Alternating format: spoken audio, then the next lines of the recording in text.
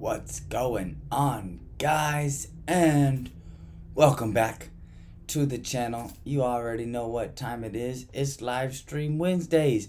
Bring all of your questions, and we are going to get into the goodness, the sauce, the greatness of any questions that you might have, and we're going to answer those all live on the live stream, and then you'll be able to go back through and replay all of that chat information so you can look it up later. And yeah, just basically anything that you got. So let's go ahead and dive right on in to the content.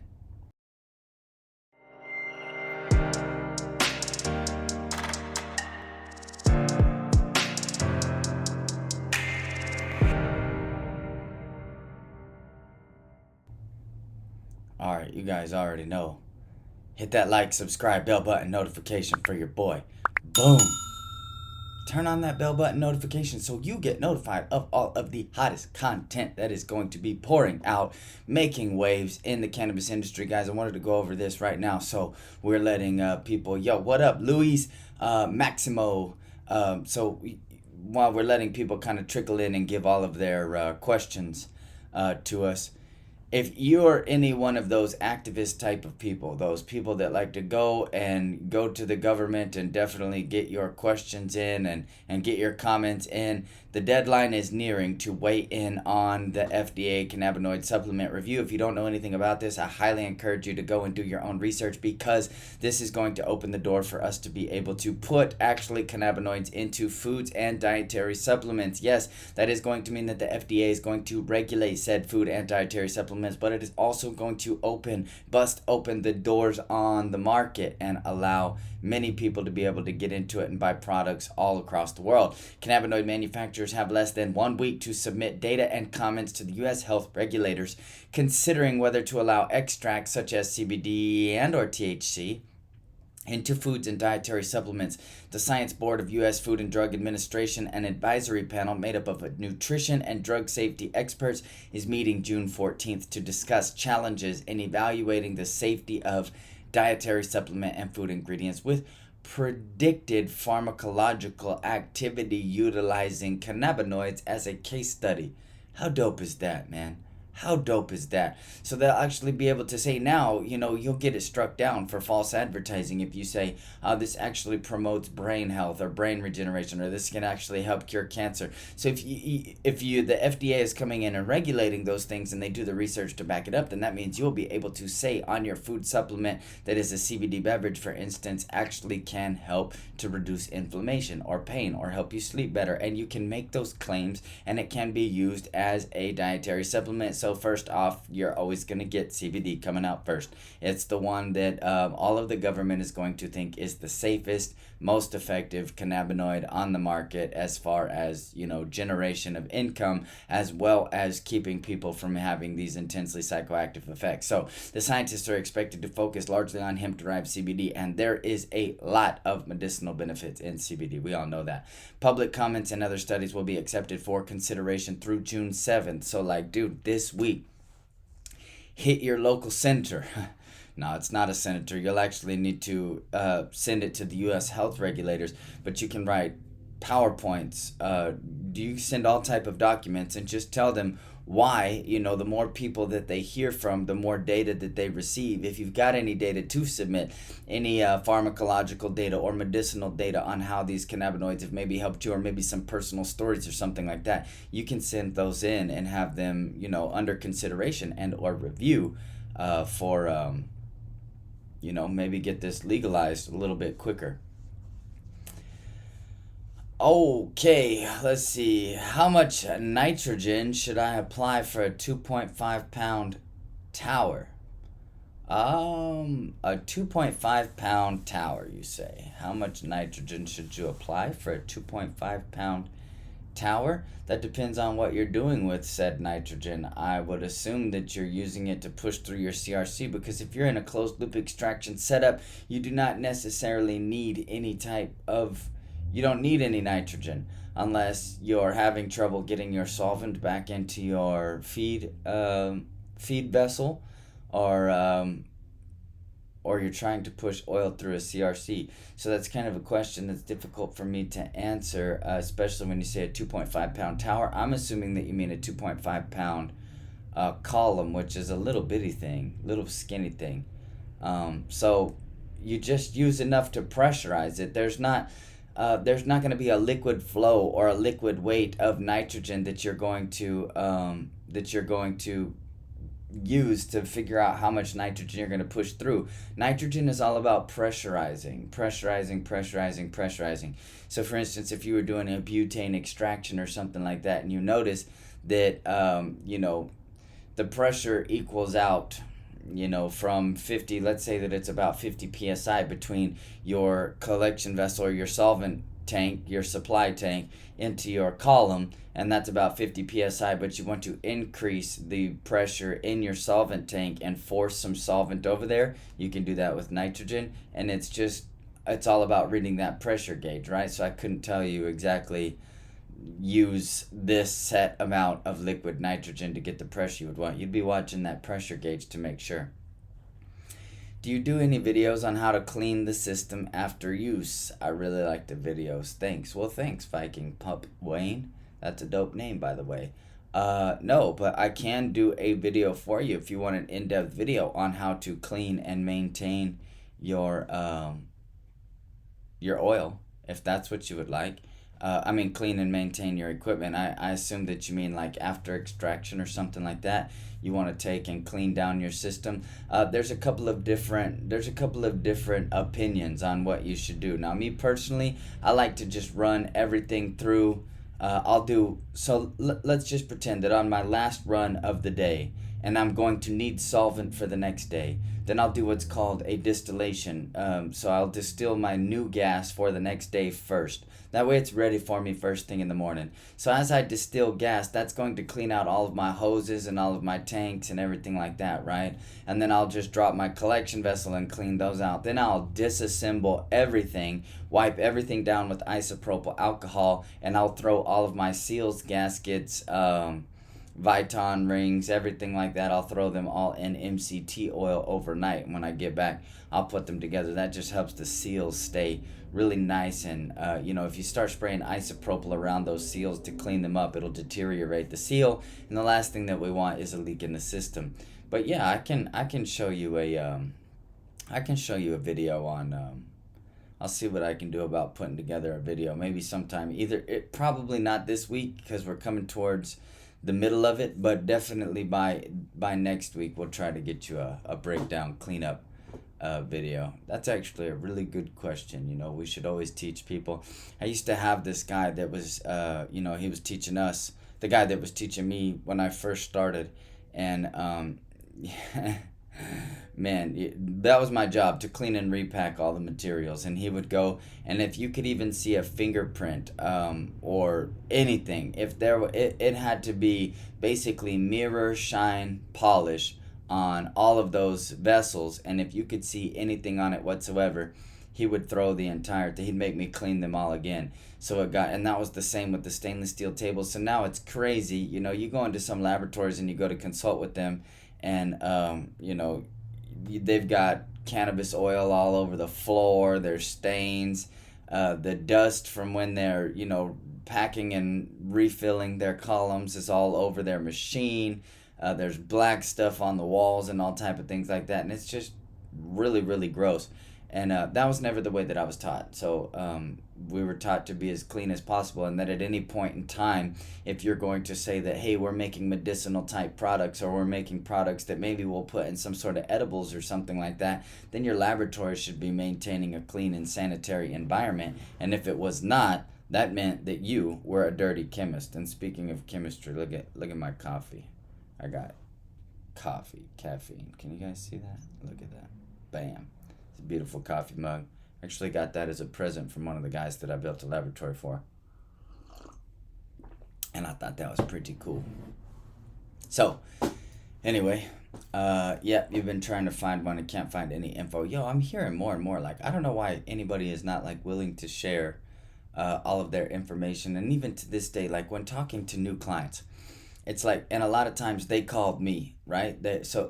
but they're hesitant to tell me any information about their laboratory or what they've got going on because they think that, maybe I'll try and steal some sort of information that they might have, or, and it's just the weirdest thing. It's like, dude, you called me because you needed my help. you know, there's a slim chance that I'm trying to take any of your information, right? I'm just trying to help you. And in order to help you, I got to figure out what's going on. All right, let's move to the next thing here. I saw actually something that is definitely going to shake the Delta 8 market, and I was actually really surprised. Federal Appeals Court, dang dude, they just appealed it. And so I mean, it's been a battle, man. Like, straight up, it has been a battle. So recently I read an article that was basically like, yo, they're gonna slam Delta 8. That's it. That's a wrap for that. And I'm trying to find that and pull that up for you right here. But anyway, so I read the article, and it was basically like, yo, we're gonna destroy Delta 8. We don't want any Delta 8. Period. We don't want any in the United States, right? They didn't want any of it whatsoever. And so they had unleashed some legislation to basically put that at a stop all across the world. Well, then there was an appeal. And Delta 8 cannabis compound is legal, said Federal Appeals Court. The 2018. My gosh. So,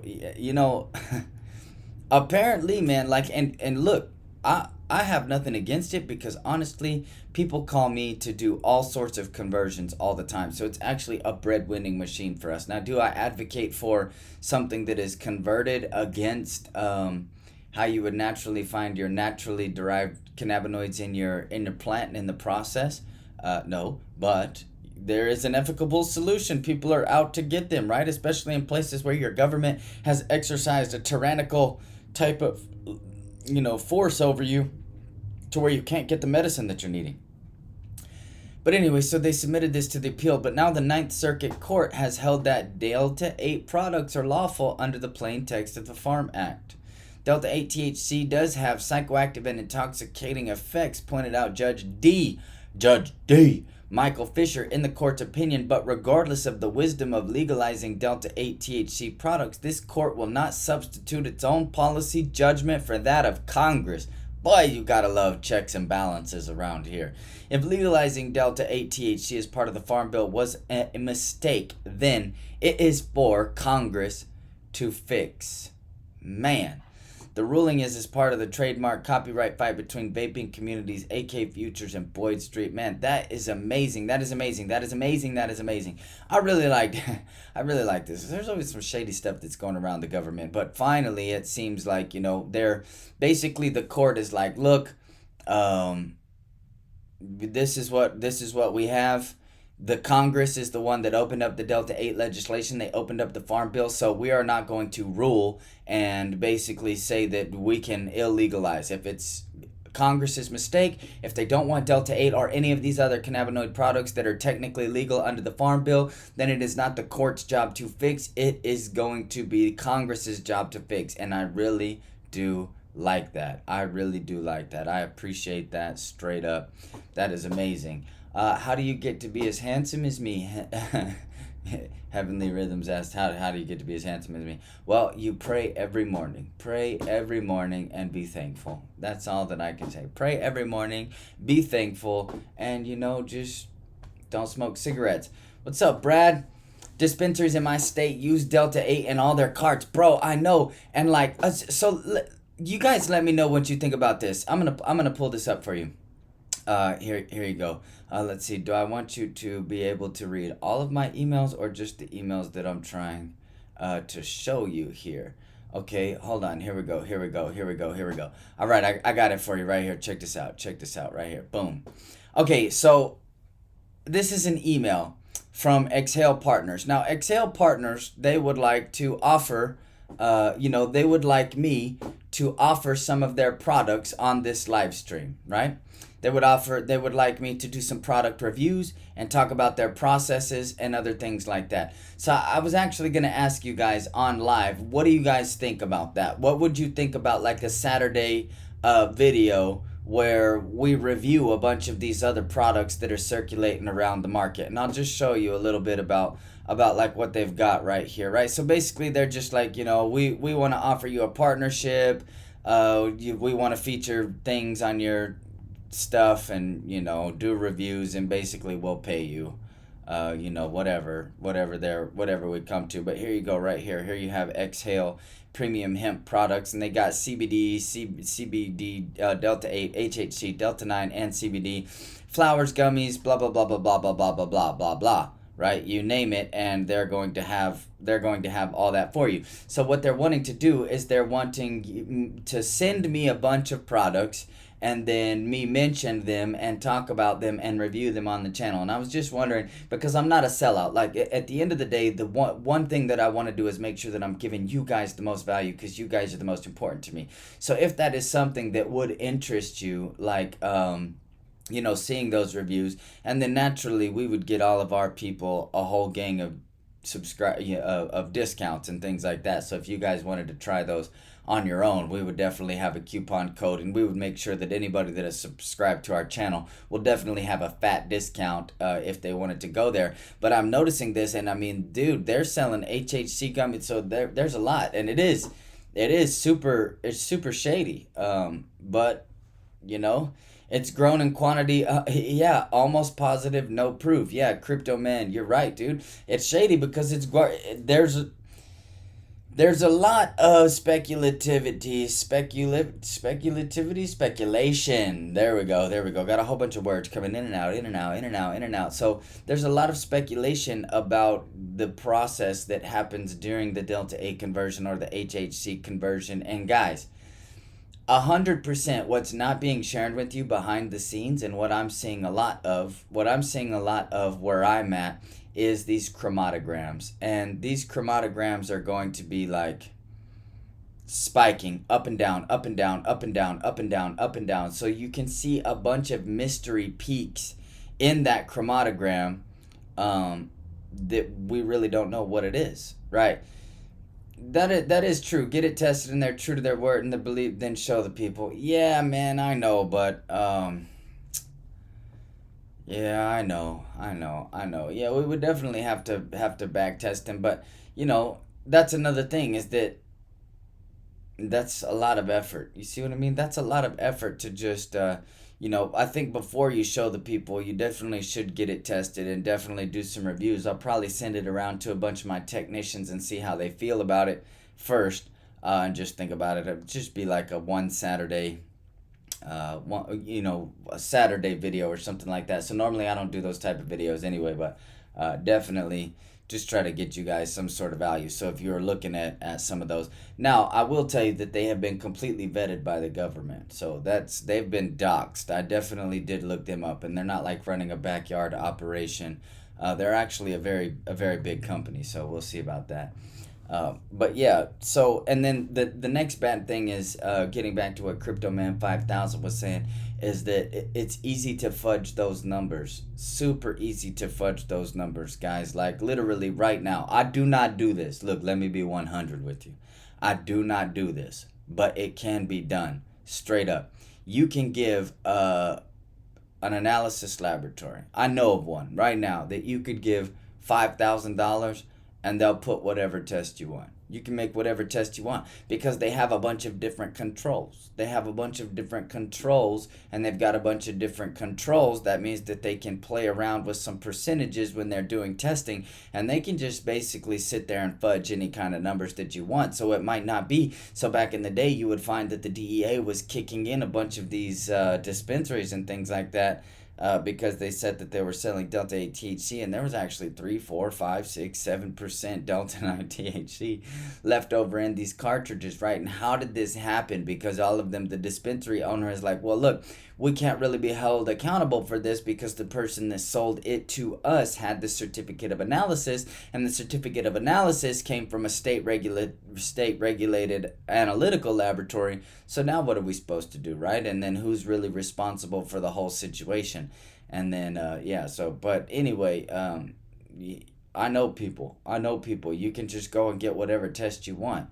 And I know people that are doing that. That's not some of my thing, and it's also not in my business practice to put them on blast and be like, hey, these are, you know what I mean? So whatever you're doing, right? But I'm just letting you know that you can definitely put whatever you want. So definitely make sure that if you're doing any of those Delta 8, HHC, any of those type of information, we're actually teaching a laboratory out of Illinois how to do the HHC. So that's pretty cool. And then we know that they're going to have the correct process, and they're going to be doing it safely and effectively, and we're third party monitoring all of their tests, right? So, but at the same time, if you just go online and Google an HHC cart, you can pretty much pull it up from anywhere that you want to. Nobody's going to tell you nothing, right? So anyway, that's that. So you guys let me know down in that comment section if that's something that you would want to see. Basically what I would be doing is I would get my technicians, and of course they would have to be willing, but we would just feed them like some HHC and they would give you real world analytics or data points on how they're feeling, and if it made them kind of wheezy, or if it gave them any kind of psychosis or any nervousness or any anxiety or kind of what was happening there, they'd be definitely willing to share it with you guys. That could be beneficial, I think. But if not, then I ain't really worried about it. You know what I mean? No amount of money is worth selling out. So straight up. Anyway, well, I mean, it looks like our questions, they ran into a halt. And like, look, guys, I'm finna tell you. Like, sometimes we get a slew of questions, and that's amazing. But I want you guys to know, I don't know if you if you guys just love listening to me talk, which that's dope too. I try to give you as much information as I can. But that definitely does help me kind of bring that information out of my belly, right? Out of my innermost being. It allows me to kind of source that information as you're asking those questions, because during a live stream, in my other videos and things like that, we script them and then freestyle off of the topic. So I have a dedicated topic to talk about, but I want to leave that open and not put a backdoor topic, so that when you guys get in here for the live stream, that I'm actually able to answer all of your questions. And so definitely bring your questions. It's amazing because there's people that'll hit you up in your email and things like that, and they're like, yo, can you help me do this? I'll pay you this. Can you come over here? And I'm like, if you just would watch and pay attention to the channel, then you could roll up to the channel and get in a live stream and probably get your question answered for free. That same question that I just charged you $10,000 to answer. What's a good solubility of ethanol to biomass? 1-to-1. If you mean a gallon per pound. A gallon per pound, my friend. Brad asked, what's a good solubility of ethanol to biomass? I like a gallon per pound. Now, a gallon per pound can be used to wash twice before it is completely saturated. So for instance, if you had something like a cup 30 from whatever they named themselves now, the people keep rebranding themselves. Even Precision Extracts is like Agrify or something like that, which just reminds me of aggravated. I don't know. I don't like that. It aggravates me. No, I'm playing.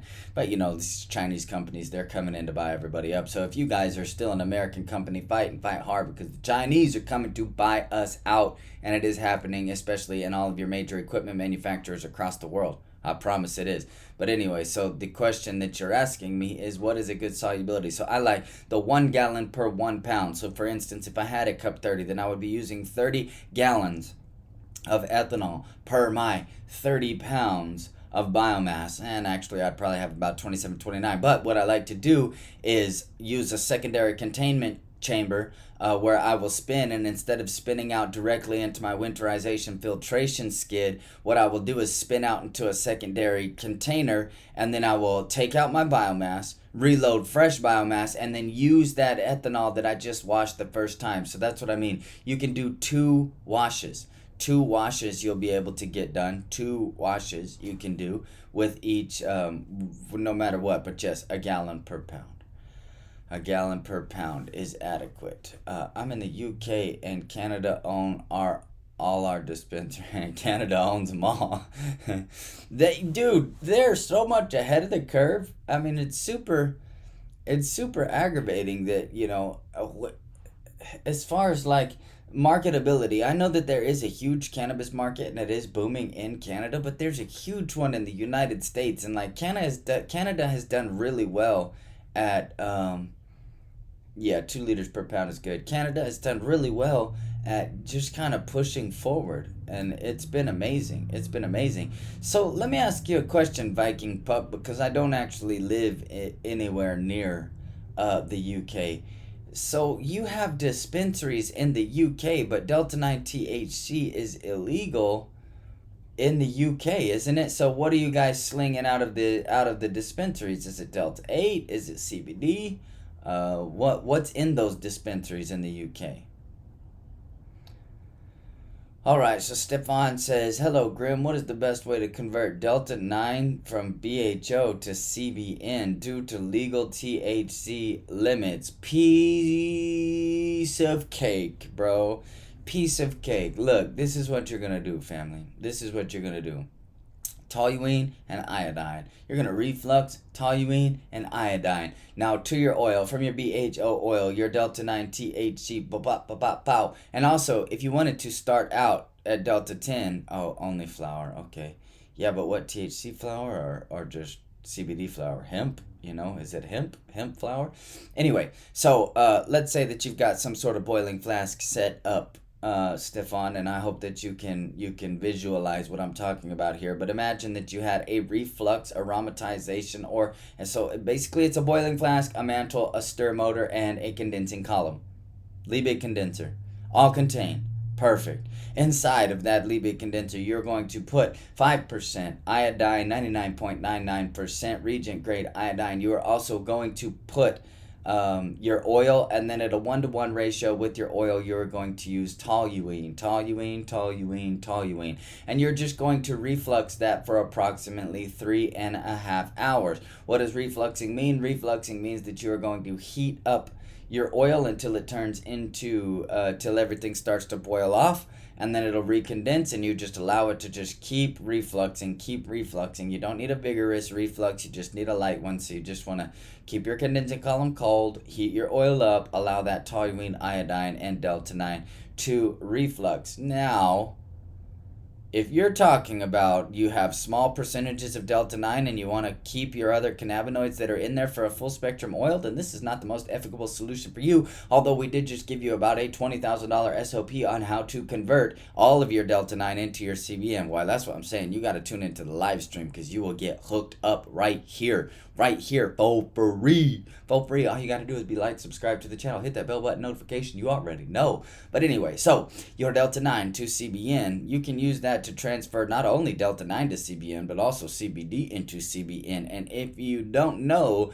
for a kilo, if you know how to isolate CBN, which I hope that you do, it's much the similar concept as isolating CBD, then you can turn around and sell that CBN for $14,000 a kilo. Now, I suppose that the way that you said, due to THC limits, that you probably have residual Delta 9 left over in your CBD oil or in your Delta 8 oil, and you want to keep those residual cannabinoids, and you don't want to turn it all into CBN. Well, to do that, I would say that you can just heat it and use your UV light, heat, and oxidation method. Super simple, especially if it's only at a 1 to 2% ratio. And I actually have a video for that if you want to go back and look. Easy way to convert little bits of Delta 9 into CBN. However, you got to be careful and control your parameters meticulously, because as the Delta 9 is degrading into CBN, the CBD will also be degrading into Delta 9. So there you have that. All right, Matt, you say extract at negative 30 degrees Celsius. What temp for winterization? Well, winterization can happen at a time curve. You see what I mean? So if you're winterizing, And the best that you can do is -30, and you have 48 to 72 hours to spend on it. The -30 is fine when you winterize. You just need to make sure that you're at a 3-to-1 ethanol to oil ratio, which you probably are if you're coming fresh out of your extraction centrifuge. And so then you just want to take and put that inside of your deep freezer, 12, 12, or 24, 24, 24, and then filter 10, 5, and 2.5 micron, and -30 will suffice. Now, if you're trying to do an immediate winterization and filtration, then I would behoove you to get things down as cold as possible, -60, -70, and if you've got something like the Cryometrics nitrogen chiller that is based, backed up with a lenticular filter with some carbon filters or something like that, that's kind of been one of my favorite setups, or used to be one of my favorite setups. Then you can get that down to -90 degrees Celsius fresh out of extraction, and that is a good way to winterize that oil and then filter it. Now the next, and my favorite, my new favorite, and this was actually a piece of property or a piece of technology that exists in the desalination plants, for plants that were separating salt from water in saltwater oceans to make potable water. Hold on, I gotta sneeze. Ooh, is it coming? Bless me. Apologies. So anyway, to turn salt water into potable water, and now they have something that's called a nanofiltration membrane. So at this point, after you extract at -30 degrees, you literally can just run this through your nanomembrane, and none of the fats and lipids will be allowed through. And also, the very first thing that the membrane will do, based on the molecular size, is it'll strip all of your fats and lipids, and it will send all of, thank you very much, yes, you can send all of your fats and lipids. It'll strain it out from the nanomembrane, and what you'll be left with is your ethanol and your crude oil extract. And then you can go to a secondary nanomembrane filtration skid, and you will be able to get back, just your oil will stay back and your solvent will go into another bucket. Now, this is solvent recovery. Guys, if you don't know about this machine, you got to go pick one of these machines up. 24, yeah, the nanomembrane machines, they'll save you a lot of money. What do you say? Why do you say 24? What is these done in these sessions, and why don't you leave it for 72 hours? Can I throw a nanomembrane in my Buchner funnel? Yeah, you absolutely could throw a nanomembrane in your Buchner funnel. Okay, 24. So yes, why don't you leave it in for 72 hours in the freezer? Well, the reason is because you're going to get different separation in each of the 24-hour periods. So out of the first 24 hours, what you want to do, so here's the staging.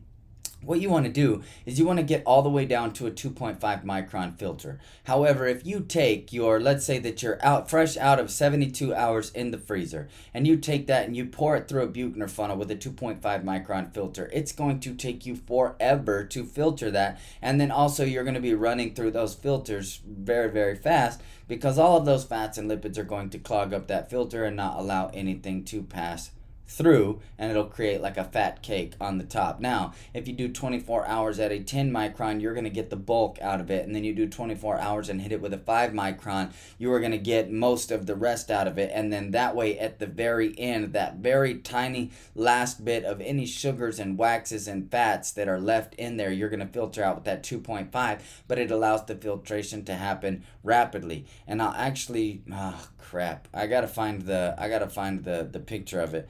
But you don't have to take it out of the freezer to filter. You can actually build an automated Buchner funnel system, especially if you've got one of those scientific deep freezers. Well, maybe you can visualize what I'm saying, but I actually took a hole punch, or one of those things that you drill in circular holes with the wall, and I drilled 2 holes through my freezer, 4 holes through my freezer, and then I sealed them up with rubber gaskets and 3/8 inch nipples on each side of the hole, and then I just plugged in, my vacuum to one side, and then my vacuum was feeding from another side. right? So that way you're able to feed, vacuum, and shut the door and keep everything as cold as possible. So all you got to do is open the door, throw it through the Buchner funnel, boom, and then close the door back and everything stays cold. You just come back and check on it, go back, get you another one. You see what I'm saying? So you can also do all of that inside of your fridge. But the 24-24-24 method makes sure that you do not clog up your Buchner funnel all in one go, and it allows you to stage through 3 different filtrations, which is going to give you an adequately filtered, super clean oil at the back side of it. No, it's a paddle. Yeah, I mean, actually, a keyhole saw would work, but you're gonna have to use your drill to get your first hole through it. But what I'm talking about is the paddle bit. Like sometimes you'll find the security guys, they run their camera wires with those. It's just a long drill bit, and it almost looks like the devil's pitchfork or something like that. So it just spins in a circle. It's just a paddle bit, and it'll cut those out. You can just cut out a perfectly circular hole there. But yeah, a keyhole saw would work too. You'd just be doing a lot of hand digging. Yes, you're very welcome. You're very welcome, Matt. It is my pleasure. It is my pleasure. It's good to see you again, Vincent Weed. So everybody that tuned in, looks like we're going to come to the end of our little live stream here. We've been running for about 35 minutes, and questions are kind of coming to an end. But look, like I said, we're going to do this one, and then we're going to do one more. One more for our subscribers. And guys, for our non-subscribers, it's going to be available for everybody. But after that, we're only going to go to the subscribers only. So if you guys are not already subscribed to the channel, or you have anybody that could benefit from this information, then go ahead and tell them to make sure that they're signed up, at least just on subscription, because when that live stream goes out, it's just going to go out to those subscribers. And then I would also advocate that when you're in your laboratory and you find a different piece of information or a different question, or maybe you have something like that, throughout the week, that definitely write that down on a notepad or something like that, and bring that into the next live stream. And we're going to try to be laser precise with the way that we're setting it up, and it should be at 12 o'clock. But just bear with me. Sometimes it'll be 12:05, 12:02, something like that, as we get everything together and as YouTube stops dragging its feet to finally let us to get up on the air. There's a whole key input and all of that. So that's that. But I really appreciate you guys. It's been amazing, and I hope that we're able to offer you some sort of valuable information. And if you guys haven't had the chance to, right there. Yep, I'm backwards. Right there, you'll find seed2shelf.us. Go check out seed2shelf.us, especially if you're in the market for building a new laboratory. I'm telling you guys, we are going to revolutionize the way that people are training, blockchain tracking. I mean, it's going to revolutionize the industry, definitely. And so it's not going to be this super cheap forever. And I would highly advocate that you get on deck with that first. And also, one more last thing, not trying to promote all the time, but if you go to facebook.com/WKU Consulting, you will actually find an extraction training group where there is a bunch of people like you that post every day, right? So, you might be able to talk, and there's some people in there that are really, really, really brilliant chemists. They're just around the world, so they don't necessarily have the same laboratories that we might have here in the US or in the other countries where, the Canada, Great Britain, but they are brilliant, and they have figured out ways to. I know some chemists in India that literally you will use rainy nickel with some 5-gallon buckets, and they are brilliant chemists. So it's also a good avenue to be able to talk with those people. You're very welcome. Viking Pup Wayne, we will see you all in the next video. It has been a blessing, a privilege, nay, an honor. Peace out.